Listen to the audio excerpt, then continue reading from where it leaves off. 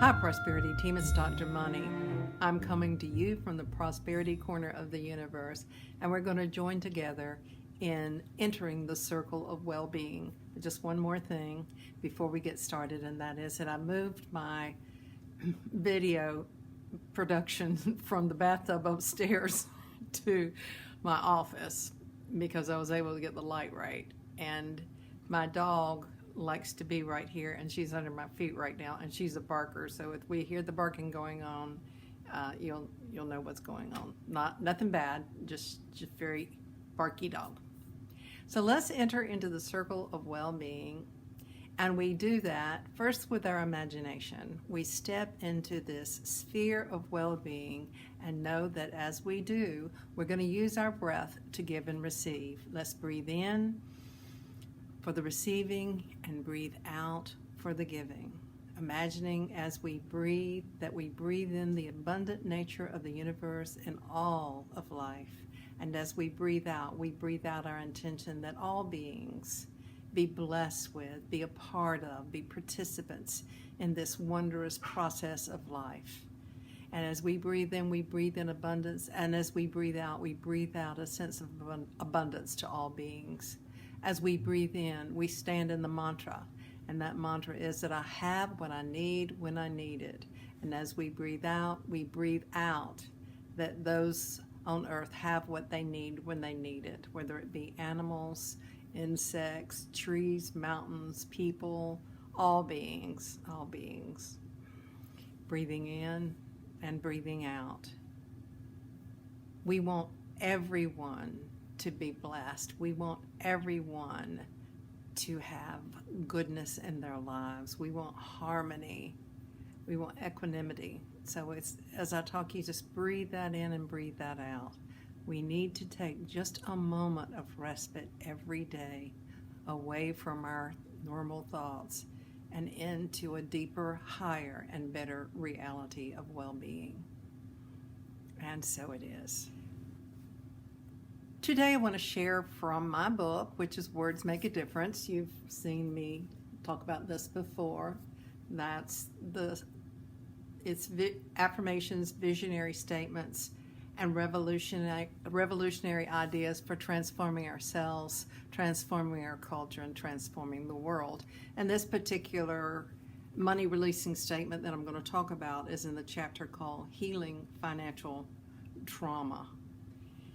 It begins, and there's quite a number of statements in it, so you may want to just do this along with me. When I say a statement, you want to give that to the universe. And the first one is, I give off all payoffs for worry about money.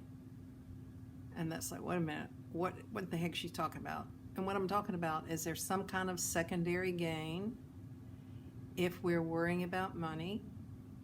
It could be that if we're worrying about money, that it keeps us immobilized and it keeps us from taking action. But there's some kind of payoff about worrying about money. It could be that we're addicted to a certain level of fear and worrying about money. That fear is the payoff. That sounds really silly, but we are habituated to certain mind and emotional states. And so we want to give that up. We give up all payoffs for worry about money. And it says I'll say it in the I and the we form. I release all family destructive patterns of lack, struggle, and stress around money and abundance. And we release all destructive patterns of lack, struggle, and stress around abundance and money. I had a coach, a wonderful business coach who no longer has a physical body, but he would always say something like, we had 64,000 meals with some very poor financial planners, and they're the ones that taught us. And he's talking about our parents, that we were taught their money values and we ate them up with a spoon, not even knowing we were doing that, because it was being absorbed consciously and unconsciously and subconsciously. So we release all destructive family patterns of lack, struggle, and stress around abundance and money. I turned my mind away from doom and gloom reports about money, finances, and prosperity Instead, I refer to my personal images of wealth and well-being.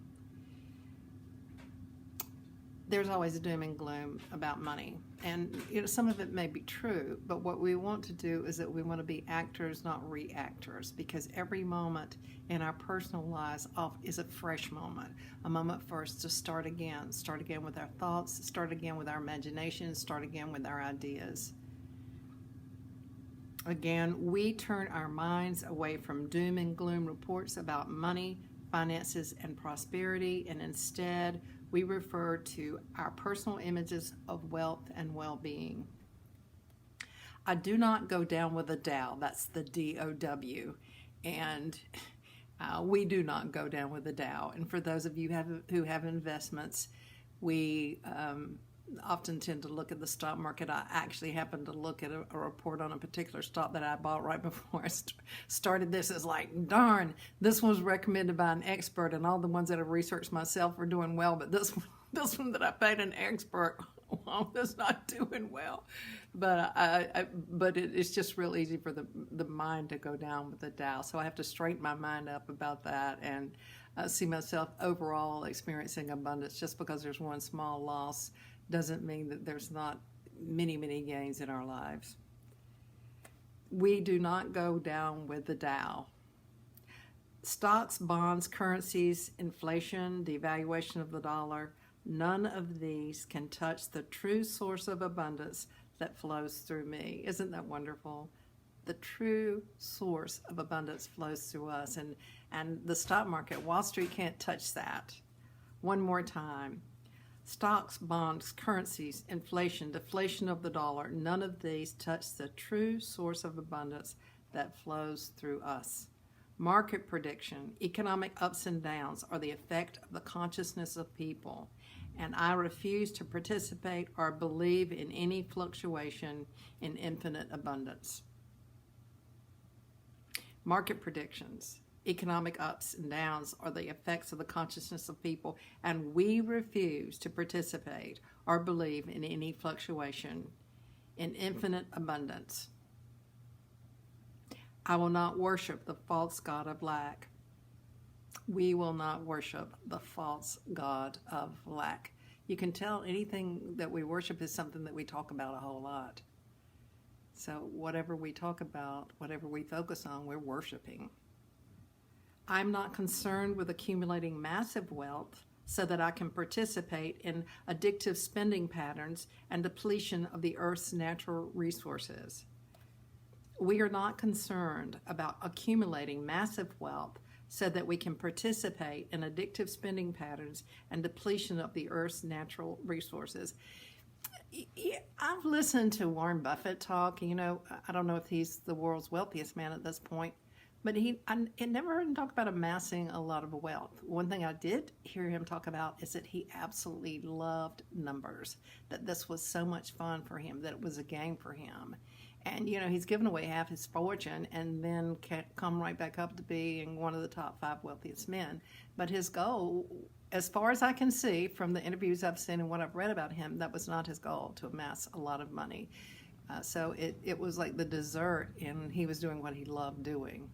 I'm not saying if you do what you love doing, you're going to get a lot of money like Warren Buffett, but there are many different sides to this whole prosperity story. And we need to approach it from many things. But I do know that amassing large amounts of wealth is not where it's at. We're going to spend all our energy and our time trying to do that. Having a good life, yes. But some people have plenty of money and they're still workaholics. They're spending their energy, their time, and their value and just trying to get more money. And we should be trying to improve our relationships, getting to know who we are inside, increasing the intimacy in our lives, something of more value. I am responsible with my money and with the earth. We are responsible with our money and with our earth. Now, I don't expect anybody to stop driving their cars. I know that they're going to drive a car. I have a hybrid, so it does use some electricity. It gets a higher gas mileage, but I use gas. So we're not expecting that. But what we do expect is a sense of working with our relationship with our earth, so that we, for one thing, with our money, we can support things that are non-harmful to the earth. For example, buy washing powder that is not that doesn't go into our waters and kill the fish. Just the regular old washing powder you get, unless it's biodegradable and non-fragranced and so forth, is killing the fish. It's killing. We can vote with our money, so we want to be responsible and do things that support the earth and that support our own physical health. Buy things that are healthy for us, not things that preserve our body, but they rot our skin. What I'm saying about that is there are lots of chemicals that have never been tested, and it's best to, little by little, transform the things that we buy for our body, for our health, for to eat in the earth, so that they're supportive, sustainable for ourselves and for our planet. Abundance is my natural state, and wealth becomes me.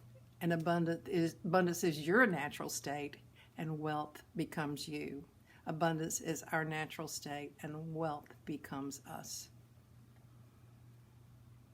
I'm in harmony with my prosperity. We are in harmony with our prosperity. God is the source of my good. God is the source of our good. God is the source of all abundance and well-being. So I release all thoughts, feelings, and perceptions that obscure the infinite wealth and abundance in my life. We release all thoughts, feelings, and perceptions that obscure the infinite wealth and abundance in my life. So be it. So that is a money releasing statement. Tomorrow I'm going to do it's kind of a money covenant thing that we can have with the universe. We have to change the patterns in our mind, in our brain, in our thought, because the default is destructive. The things that just run in our mind, and we have to first be aware of what we're thinking and feeling, and second, move those thoughts away. Let's not be afraid of the thoughts we're thinking, like, oh my gosh, this is a negative thought, that's horrible. No, just compassionately turn our minds to what we want and not what we don't want. We want love, power, presence, abundance, and we move our minds toward that and away from fear, destruction, revenge, unforgiveness. All those things move our mind to the abundance of life. This is Dr. Money. I hope you have had a good day, that you will get up tomorrow and live your life with meaning and purpose, the meaning and purpose that you have decided that each day will have. And remember for sure that I love you.